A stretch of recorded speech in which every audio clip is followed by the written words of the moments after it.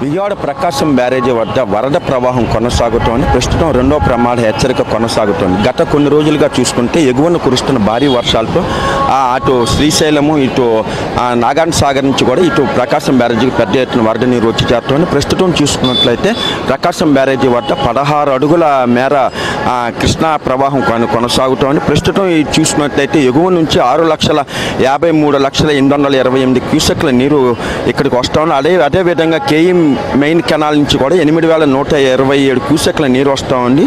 అలాగే కేడబ్ల్యూ main canal ద్వారా 7,026 క్యూసెక్ల నీరు వస్తుంది. దీంతో మొత్తం ప్రకాశం బ్యారేజీ నుంచి కూడా మొత్తం దిగువకు 6,70,000 క్యూసెక్ల నీటిని దిగువకు విడుదల చేస్తున్నారు. గత కొన్ని రోజులుగా దాదాపు 3 రోజుల నుంచి కూడా రెండో ప్రమాద హెచ్చరిక కొనసాగుతుంది. అయితే ఎగువన కురుస్తున్న భారీ వర్షాలతోని వరద వస్తున్నట్టు తెలుస్తోంది. అయితే రేపు ఈ దసరా ఉత్సవాల భాగంగా కనకదుర్గ అమ్మవారిని తెప్పోత్సవం మీద కృష్ణా నది విహారం కోసం అనేది చేస్తారు. అయితే ఈ వరద ప్రవాహం ఉండటంతో ఇంకా దానిపైన ఇంకా ఎటువంటి నిర్ణయం తీసుకోలేరు. అయితే ప్రస్తుతం ఉన్న పరిస్థితుల నేపథ్యంలో మాత్రం ఏదైతే అమ్మవారి కృష్ణా నది విహార సేవ ఏదైతే ఉంటుందో దానిని రద్దు చేసే అవకాశాలు కనబడతా ఉంది. ఇప్పుడే దానికి సంబంధించి కూడా ఏర్పాట్లు కూడా పూర్తి చేయాలా వద్దా అనే సంశయంలోని ఇంకా దేవాదాయ శాఖ అధికారులు ఉన్నారు.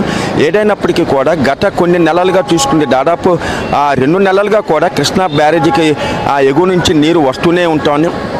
ప్రస్తుతం మొత్తం 70 గేట్ల నుంచి కూడా ఎగువ నుంచి వస్తున్న మొత్తం నీటిని కూడా దిగువకు విడుదల చేస్తున్నారు. అయితే రెండో ప్రమాద హెచ్చరిక నేపథ్యంలో లోతట్టు ప్రాంత ప్రజలను ఇప్పటికే అధికారులు అప్రమత్తం చేశారు. మరోవైపు దసరా శరన్నవరాత్రి ఉత్సవాలు జరుగుతుండటంతో నదీ స్నానాలకు మాత్రం పూర్తిగా నిషేధించారు.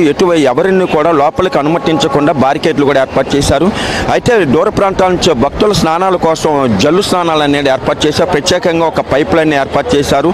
ఎవరు కూడా నదీ ఘాట్లో దిగవద్దని ఇప్పటికే పదే హెచ్చరిక బోట్లు కూడా అక్కడ ఏర్పాటు చేశారు.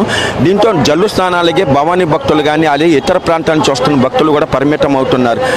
అదే విధంగా చూసుకున్నట్టు ఈ రోజు రేపటితో కూడా దసరా ఉత్సవాలు ముగిస్తున్నాయి. అయితే ఈ రోజు నుంచి కూడా భవానీ భక్తులు చాలా పెద్ద సంఖ్యలో వచ్చే అవకాశం ఉండటంతో ఈ ఘాట్ల వద్ద ఎస్డీఆర్ఎఫ్ సిబ్బందిని కూడా ప్రత్యేకంగా నియమించారు. అదేవిధంగా మున్సిపల్ సిబ్బందిని కూడా అక్కడ ఏర్పాటు చేశారు. ఎవరు కూడా ఈ నదీ ప్రవాహంలోకి దిగకుండా ప్రత్యేకమైన జాగ్రత్తలు తీసుకున్నారు. ఎవరైనా తెలియని వారు ఉన్నట్లయితే ఘాట్లోకి దిగే అవకాశం ఉండటంతో వాళ్ళకి ప్రమాదం జరిగినట్లయితే మళ్ళీ ఇబ్బంది ఎదురయ్యే అవకాశం ఉండడంతో వాళ్ళు ఎవరిని కూడా ఘాట్లోకి దిగకుండా ప్రత్యేకమైన చర్యలు తీసుకున్నారు. ఇటు దుర్గా ఘాట్ కానీ